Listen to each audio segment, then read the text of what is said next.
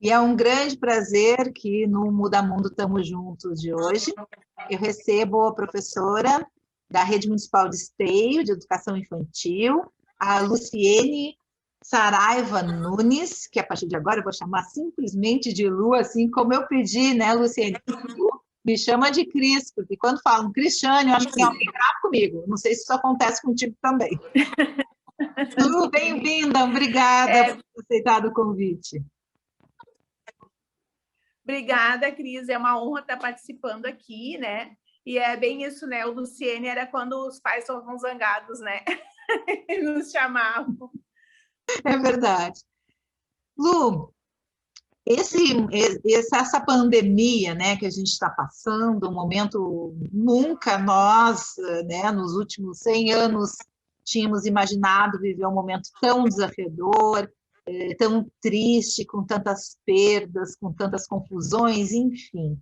E especialmente para a educação, um momento muito complicado, porque a gente sabe a importância da escola para as crianças em todas as etapas, né? Independentemente da faixa etária, a escola e o professor têm ali um papel fundamental.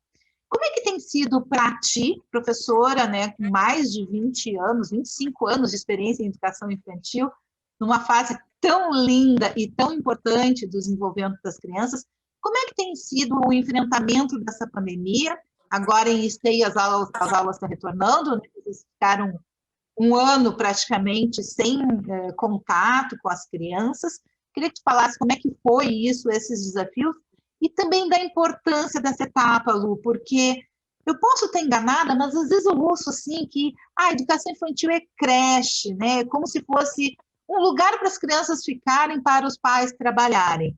Mas a gente sabe, né, que ao contrário, né, a gente está falando talvez de uma fase de desenvolvimento mais importante das crianças.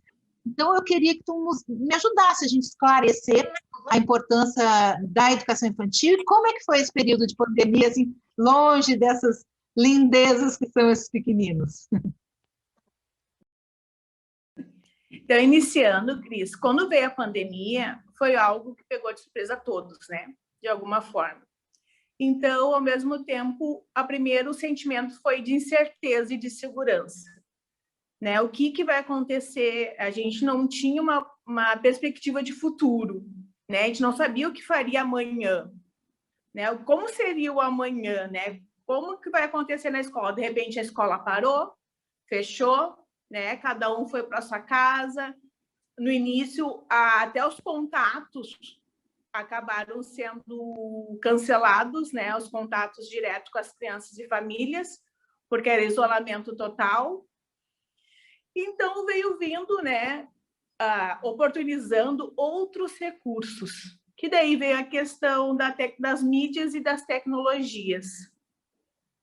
Então, a gente começou a ter contato com as famílias, mas, no início, o mais difícil foi a questão emocional e psicológica de todos, né? Por causa do que muitos vivenciaram e ainda vivenciam ainda hoje, a questão das perdas, do luto, da insegurança, no aguardo de um teste positivo, negativo. Perdas, quando a gente fala, não é questão só do luto ou a questão do falecimento de algum ente querido, né?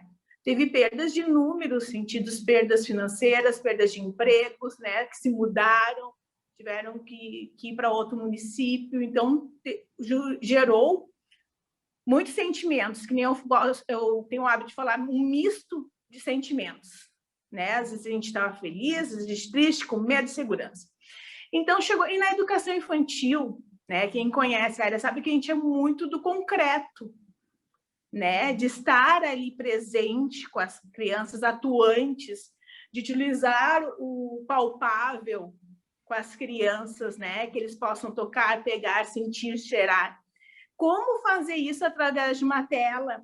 E a dificuldade também que surgiu desse contato, porque agora não era o professor e a criança. Tinha o professor, o interlocutor, que é o adulto, e a criança. Esse adulto seria o pai, ou a mãe, o tio. Então, a gente tinha que fazer uma proposta voltada para a criança, mas que o adulto compreendesse e pudesse passar para essa criança. Então, que entra também daí já junto um pouco dessa fala da importância da educação infantil. Então, a gente notou que no início a gente começou a conversar com as famílias, primeiro a ligar, saber como cada um estava, explicar da nova proposta, que ia ser remota, vendo quem tem possibilidade, porque a gente sabe ainda hoje, tem pessoas que ainda não têm acesso à internet, né? Não tem um telefone ou computador disponível para isso. Então, nós tivemos que fazer todo esse levantamento, esse mapeamento das pessoas, né, da nossa comunidade, para ver a melhor forma de chegar até as nossas crianças. Então, uma das coisas que a gente começou a ver é que a gente tinha que incluir, sim, por escrito, explicado, qual é a intencionalidade, qual o propósito que a gente quer com aquela brincadeira ou com aquele jogo, aquela proposta que está sendo enviada. Porque, às vezes, os pais... Olha, eu vou dar um exemplo de uma proposta, né, bem simples, que é que as crianças brincam, às vezes, de estender roupa. Propostas com prendedores. Né? Pega um pote, brinca com esse movimento de pinça. Às vezes, os pais não entendem a dimensão que tem de trabalhar esse movimento de pinça, mas é um dos movimentos primordiais para depois ele segurar o lápis, segurar uma caneta futuramente. Né? Então, essas propostas que a gente teve que trabalhar com as famílias para eles compreenderem a importância daquilo que está sendo enviado para casa e a importância de compartilhar com a criança. Porque a gente sabe, muitas vezes, ia para o adulto, mas ficava ali. Muitas vezes não chegava até a criança aquele material. Claro que a gente entende, às vezes, que é questão de horário de trabalho, né? Os pais, às vezes, não conseguiam tempo, né, para destinar aos filhos. A gente compreende cada particularidade, né? Mas eu acho que o desafio maior foi isso, de levar até as famílias a importância daquela proposta, a importância para o desenvolvimento daquela criança. Essa é a intenção que a gente está tendo. Então, a gente começou a fazer, a gente viu que as famílias foram interagindo, foram compreendendo, algumas mais que as outras, né? E, claro, a gente sempre respeitou o tempo de cada família. A gente dizia assim, se não conseguiu fazer a proposta, ok, a gente compreende, porque assim, ó, não é só fazer a proposta que nem em sala que a gente está com a criança, a pessoa tem que filmar, tem que fotografar, daí está sentada ali interagindo com a criança, daí tem que parar para pegar o celular, daí a criança já se dispersa, não quer mais continuar ali. Então, a gente sabe que tem outros desafios que surgiu nesse período, né? E uma coisa que eu posso dizer assim que foi muito significativo que a gente observou foi o retorno, né, das crianças em áudio. Prof, tínhamos dizer, pô, te amo, pô, saudade, né? Eles diziam com a fala deles em desenvolvimento. Então, a gente viu, eu faço parte também de um grupo de estudos que se chama Infância em Pauta, e um dos temas que a gente abordou foi toda essa questão, né, desse trabalho voltado no meio da pandemia. E um artigo que a gente fez, que é o afeto transcende as telas.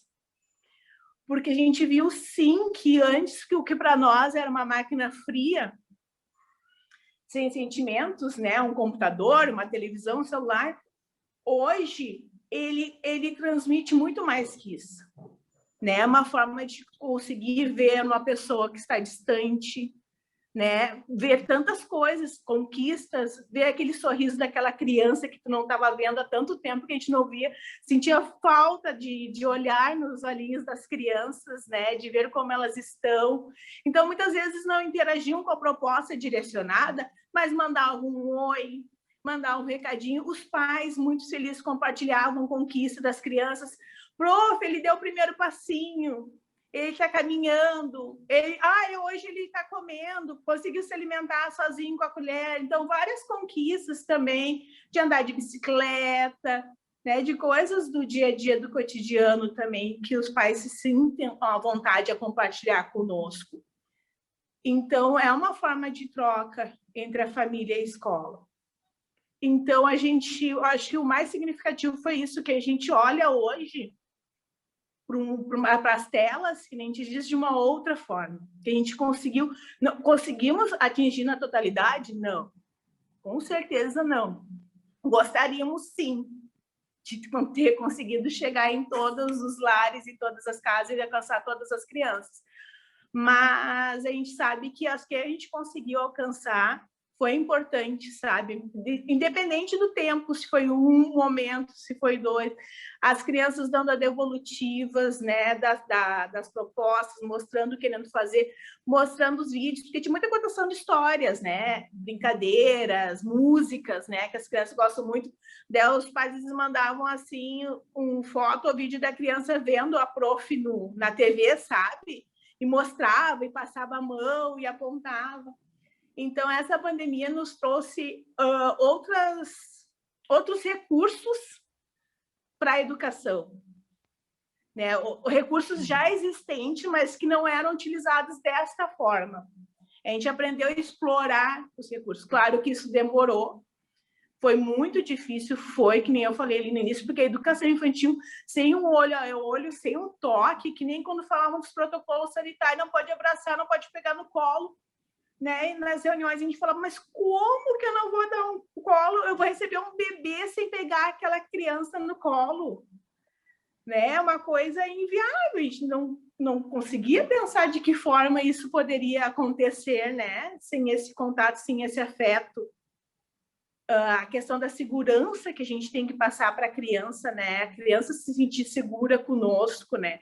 A primeira coisa quando eles estão em inserção é que eles querem o colo, o abraço, o aconchego, se sentir que estão seguros com aquela pessoa que está recebendo eles, né? Então, quando a gente voltou agora presencial, a discussão maior entre o grupo, entre nós, era isso. Eu disse, gente, eu não consigo imaginar eu recebendo uma criança ali no portão que ficou 1 ano sem vir para a escola. Não sabemos de todos, né? Porque a vida pessoal é de cada um, alguns nos falam, outros não, reservam, né? Não sabemos por tudo que aquela criança passou, vivenciou neste período, né? No dia a dia dessa casa. Como não receber, como não dar um colo, não dar um carinho, não dar essa atenção. Claro que a gente segue todos os protocolos sanitários, mas a gente dá, sim, um colinho, sabe? Trocamos de roupa, higienizamos, fizemos tudo, né? Mas seguimos ali estando com eles presentes nesse momento. Claro que ainda é uma adaptação, porque tem todo esse procedimento na chegada, higienização, né, e tudo que tem que ser feito. Mas a gente nota que as crianças já estão tão familiarizadas com a máscara, com todos esses procedimentos, que elas já não estranham. E uma coisa nos chamou a atenção, que a gente fez reuniões com os pais, mas a gente fez as reuniões ainda estão acontecendo pelo Meet, por causa do número, né, de pessoas que pode ter dentro da escola. E daí todos sem máscaras. Até os adultos, nossa, prof, não reconheciam a prof sem máscara. E eu disse, claro, as crianças também estão se acostumando com nós com máscara, né? Então faz parte toda essa questão das adaptações que a pandemia está nos trazendo. Então, eu acho muito importante. E falando sobre a pandemia, todas essas perdas, tudo isso que nós estamos falando, é a questão da importância da educação infantil, né? Então, é bem isso que a gente fala, não é só a questão do desenvolvimento cognitivo da criança, porque às vezes os pais focam muito nisso, né? No maternal 2, são crianças de 3 para 4 anos. E eles já perguntam se vão ler e escrever. Eles têm essa ansiedade, né? Da leitura, da alfabetização e da escrita. A gente explica para os pais, não, depois do maternal 2, é que cada local tem umas nomenclaturas diferentes, né? Mas o maternal 2 seria de 3 a 4 anos. Tem o pré-1 e o pré-2, que é de 4 a 5, a 5 a 6, para depois ele ir para o primeiro ano. Então, ele tem duas turmas ainda para avançar, para depois chegar no primeiro ano, que vai ser o período de alfabetização da criança, né? Então, calma, tudo tem o seu tempo, que nem a gente fala assim, aquelas brincadeiras de túnel, sobe, desce, levanta, pega aqui, pega ali, mas para que isso? Ah, ele está ali brincando, está subindo ali, está descendo. Isso é questão de limite, de espaço, está trabalhando a criança. Até onde eu posso ir, onde é o meu espaço, onde começa o meu colega. Depois ele vai utilizar onde? no caderno, quando tiver as linhas, que é uma questão de limite e espaço. Então, tudo isso que a gente trabalha na educação infantil, questão da segurança, depois ele vai para o fundamental, que nem diz ali, ele tem que dar total autonomia, ele que vai cuidar dos seus pertences, dos seus materiais, né? Cuidar, vai ter que utilizar o banheiro, né? Sozinho, depois de uma certa idade. Então, tudo isso a gente desenvolve na educação infantil. E uma frase que num desses cursos também, que a pandemia nos possibilitou muito, foi muitos cursos e aperfeiçoamento para os professores, e gratuitos ou até com preços bem acessíveis, que uma gama de possibilidades para nós. Eles têm uma frase assim, ó, que muitas famílias dizem, né? Ah, não, quando é que vão preparar ele para a escola dos grandes, né? Quando que ele vai estar preparado para ir? Daí, numa das frases de um dos cursos que eu fiz, disseram assim, a gente não prepara para o ano seguinte. A gente prepara para aquele momento que a criança, o adulto, o adolescente está vivendo, para aquela faixa etária, aquele nível dele, que automaticamente ele vai estar se desenvolvendo. Por exemplo, se eu estou no berçário 1, ele está desenvolvendo o que é para ser desenvolvido no berçário 1. Se ele desenvolver o que precisa ser feito naquela faixa etária, automaticamente ele já vai estar pronto para o berçário 2. Porque ele já daí no berçário 2 ele vai desenvolver o que é para berçário 2. Porque eu achei bem interessante fazer refletir, porque a gente começa, vamos ver as perspectivas dos pais. Entra na educação infantil, vai para o fundamental, depois o fundamental prepara para o ensino médio prepara para a universidade prepara para o pós, para o doutorado. Não. Cada momento te prepara para o hoje. Tu preparado para o hoje, tu está pronto para o amanhã. Então, eu acho isso muito importante, sabe, para compartilhar com as famílias, né, essa ansiedade que eles têm. Será que está preparado para aquele momento, né? Não, a gente vai fazer o hoje e automaticamente eu vou estar pronto para o amanhã. Então, acho isso muito importante também. E talvez, né, Lu, essa mediação, né, da educação infantil que foi feita por meio das famílias, né, porque não há como, com crianças tão pequenas, ter acesso a elas, né, se a família não se envolver. Talvez isso colabore para uma maior compreensão, né, da importância dessas fases de desenvolvimento. Esses dias eu ouvi uma professora de educação infantil e eu achei engraçado, mas ela falou uma verdade. Ela disse assim: já nos roubaram as crianças de 6 anos. Tipo assim, as crianças muito pequenas já vão para o fundamental. Então, por que querer que uma criança de 5 esteja escrevendo, né? Se ela tem tantas questões para serem desenvolvidas da sua formação que são importantes. E brincar também, né, Lu? Assim, as crianças precisam por meio... E aí tu falaste tantas coisas na tua fala, assim, que são fundamentais, né? Que a criança começa a aprender valores mesmo, né? Como cuidado, como os limites, como o respeito. Isso se dá na interação com os outros, isso se dá nas brincadeiras que vão sendo feitas, né? Tu achas que o fato, que tu disseste no início, a gente mandava a tarefa para o pai com uma intenção, explicando que ele não está simplesmente prendendo o negócio, ele está desenvolvendo uma habilidade importante e tal. Tu achas que isso, de alguma forma, fica e vai aumentar a compreensão das famílias? Em geral, a gente aqui está generalizando, né? Obviamente, sim, há aquelas que compreendem e valorizam, mas há muita gente que acha que a pré-escola é para, sabe, para eu poder trabalhar. É uma creche, né? Ainda não é... Claro que eu acredito, sim, né, que a gente atingiu um grupo, né? Uhum. Não a grande parte, mas atingimos, sim, algumas pessoas que não conseguiram compreender, né, o trabalho do professor, a proposta do professor, que não é só sentar ali, ele está só brincando. Gente, tu aprende brincando, brinca aprendendo. Então, muitos, sim, foram tocados. E a gente nota, assim, que eles traziam nos seus relatos, né, traziam nas suas falas para nós. Mas ainda tem essa questão cultural que eu acredito que seja uma questão cultural muito enraizada ainda, que, principalmente aqui na escola em que eu atuo hoje, ela é de 0 a 3 anos. Então, é etapa creche, né? Se diz. Então, ainda acham que é um lugar somente para me deixar, para me passar o tempo enquanto eu trabalho.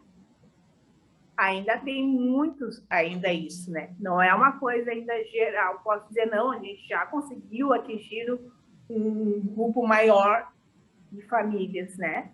Que é uma coisa ainda que a gente tem que quebrar ainda alguns paradigmas, mas a gente vê que está avançando muito os estudos né, sobre a educação infantil, né? A gente vê pessoas maravilhosas e está vindo desde lá de cima, né? Eu quero dizer que vem desde o MEC essa valorização, esses estudos, né?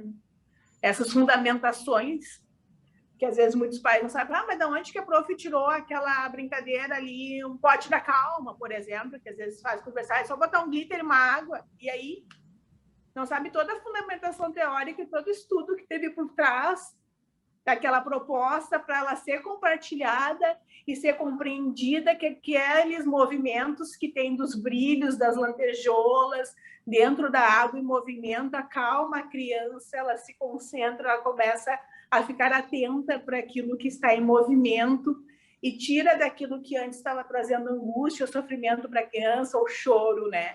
Traz aquela calma.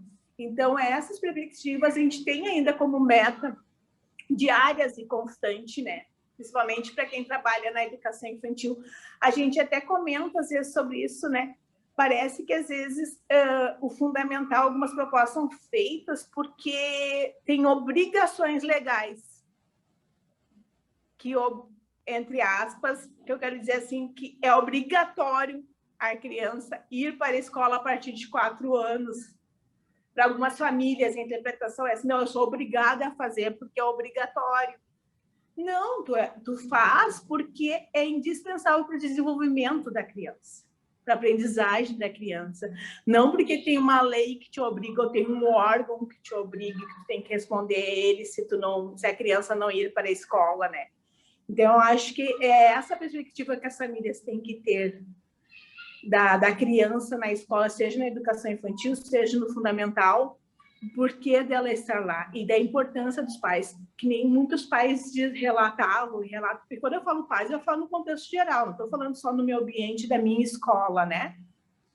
Ah, mas eu não sou professor para dar aula para o meu filho em casa, né? Muitos, a gente escutou isso no meio do panel. Compreendo perfeitamente que muitos não têm formação nem habilitação e nem conhecimento para tal.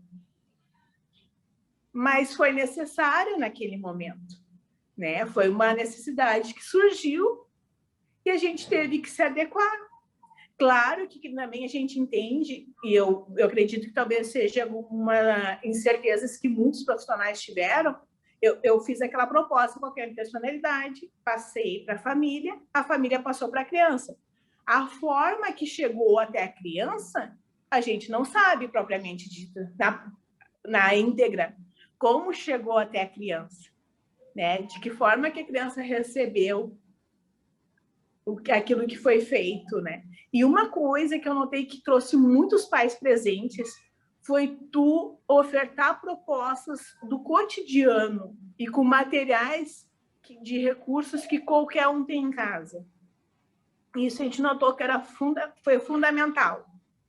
E muitos relatavam, prof, nem imaginava que dava para fazer isso, que nenhuma das propostas foi o piquenique em casa.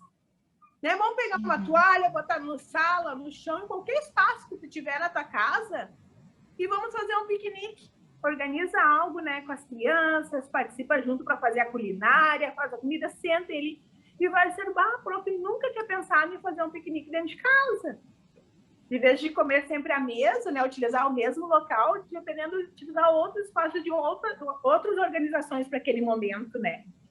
Então, eles começaram a ver outras rotinas do cotidiano e foi ajudando os pais também. Porque, às vezes, eles diziam para nós meio que um pedido de socorro. Eu não sei mais o que ofertar para o meu filho. De diferente, né? Nesse momento todo em casa, sem poder ir para a rua, sem poder ir numa praça,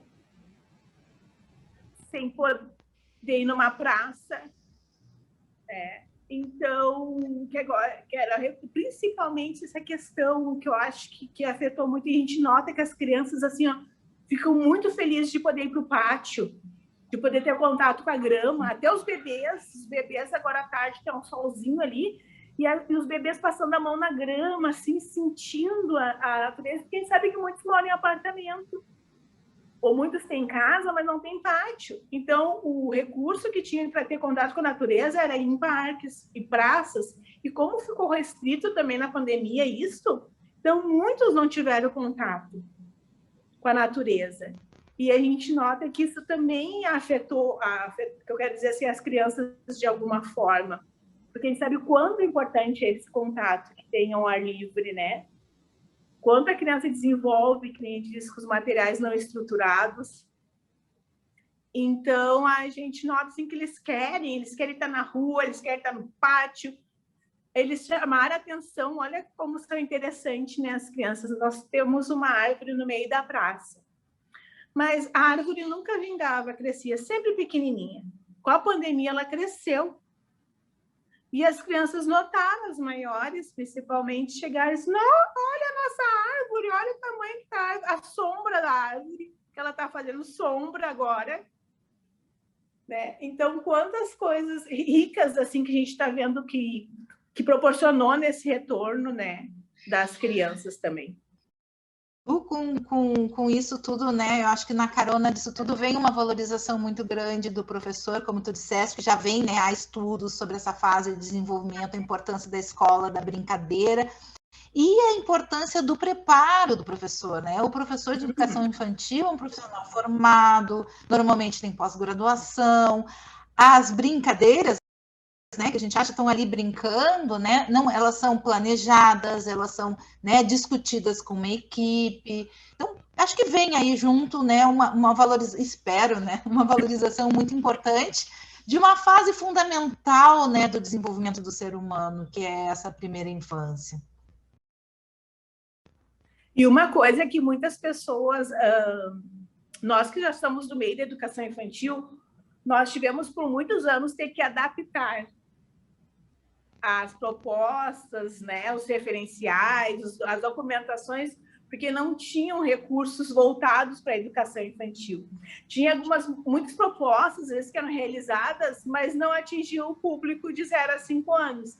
Então, a gente teve nesse percurso também que adaptar, né, o que vinha era ofertado somente para o fundamental e a gente adequar para a nossa realidade. E hoje a gente faz um trabalho muito legal na rede, que a gente trabalha a sustentabilidade, trabalha a educação fiscal, trabalha todos os sistemas que antes eram voltados mais para o fundamental na educação infantil. Daí muitos chegam assim, mas educação fiscal na educação infantil? Sim! Né? A gente trabalha a questão de cidadania, a questão do cuidado com o outro e com os bens. O que é os bens? A gente vai numa pracinha, a gente vai no brinquedo, a gente vai no recurso, até o espaço físico que a gente está compartilhando com o outro. Né? A questão dos recursos que a gente está trabalhando desde o berçário, a questão da economia, da água, da energia. A gente faz tudo com lúdico. Quem me conhece na rede sabe que eu gosto muito de ser diversos personagens. Que nem no mascote de educação fiscal é um porquinho, daí eu sou o porco da educação fiscal, já tenho todos os meus aparatos quando eu sou. Nós temos nossos mascotes da sustentabilidade e esses mascotes tudo foram feitos com a participação das famílias. Eles votaram, eles escolheram os nomes. Então, a gente trouxe as famílias para participar junto, né? Então, nós temos mascotes, a Bela e a Zeca, que é da sustentabilidade. Então, vem a Bela, às vezes a Bela cria vida, daí vem a Bela, não é mais a Proflua, nem o porquinho da educação fiscal, o porquinho Rupin agora é a Bela. Então, esse lúdico, esse imaginário, assim, ó, eu já atuei em ensino médio, já fundamental e educação infantil. Cada nível tu tem uma identificação, tem coisas que te encantam, mas para mim a educação infantil é o meu chão, porque essa questão da imaginação, da magia, do encantamento, dos olhinhos que brilham das crianças quando me veem, por exemplo, assim, que agora eu sou o porquinho, eles não veem mais a professora. Eles veem ali o porquinho, realmente. Né? Quando vem a Bela, não é a Profilu, é a Bela que está ali. Né? E o Zeca. Então, isso me encanta muito, sabe? Essa questão das crianças brincarem e da sinceridade delas.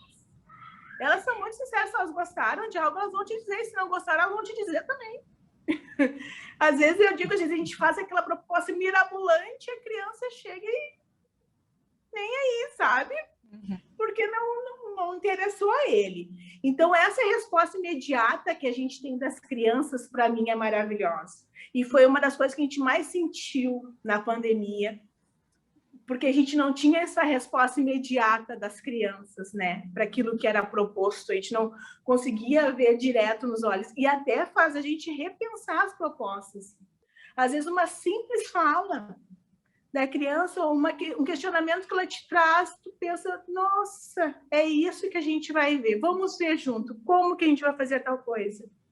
Que nem uma vez a Terra, tinha duas crianças dizendo assim, a Terra é o planeta Terra, um dizia, minha mãe disse, e outro dizia, não, a Terra, e pisava no chão assim, é isso aqui, ó, onde que a gente tem a grama, isso é a Terra.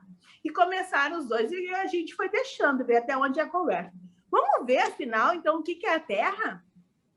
E daí a gente fomos trazendo, e eles começaram a trazer coisas de casa também, sobre a Terra, desde a Terra, em questão de solo mesmo, até a questão do chegar até o planeta Terra.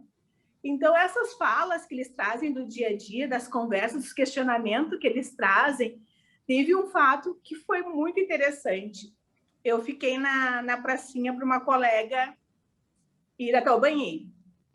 E as crianças brincando ali, envolvidas, daí veio uma assim, oi, cadê a prof?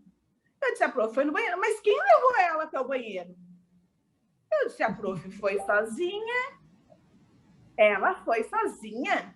Eu disse, foi. Por que será que a prof foi sozinha? Daí um disse assim, porque ela é adulta. Eu disse, então adulto não precisa ir junto. Não, quando tu é adulto, pode ir sozinho. A gente tem que ir junto, porque é criança. A gente não pode ir sozinho. Então, são simples falas que traz bem do cotidiano, que tem uma riqueza de informações ali, descobertas e pesquisa que eles estão fazendo entre eles, que às vezes falam assim, o que é pesquisa científica? Isso é parte é o início de uma pesquisa científica na educação infantil. Né? Então, assim, hoje a gente tem muitos recursos e temos propostas voltadas realmente para a educação infantil, não propostas adaptadas, né? São propostas para as crianças, mas principalmente que fala com as crianças. Não são só algo feito para elas, é feito com elas, com a participação delas. Lu, agora entendi bem o que tu disse sobre o afeto na tela, porque eu vi aqui o teu brilho no olho quando fala do dia a dia com as tuas crianças. Senti esse afeto, mesmo com a mediação da tecnologia. Lu, para a gente encerrar essa conversa, o que tu gostarias de deixar como mensagem, como sugestão, como alguma reflexão para os teus colegas que estão nos assistindo? Bem, é tão amplo isso, né? Mas eu vou dizer, eu acho que o principal é isso, né? É olhar, enxergar, ouvir e escutar a criança. Eu acho que é isso que eu gostaria de compartilhar para todos. Porque tem essa diferença, tu olhar para algo e tu enxergar, e tu ouvir e tu escutar.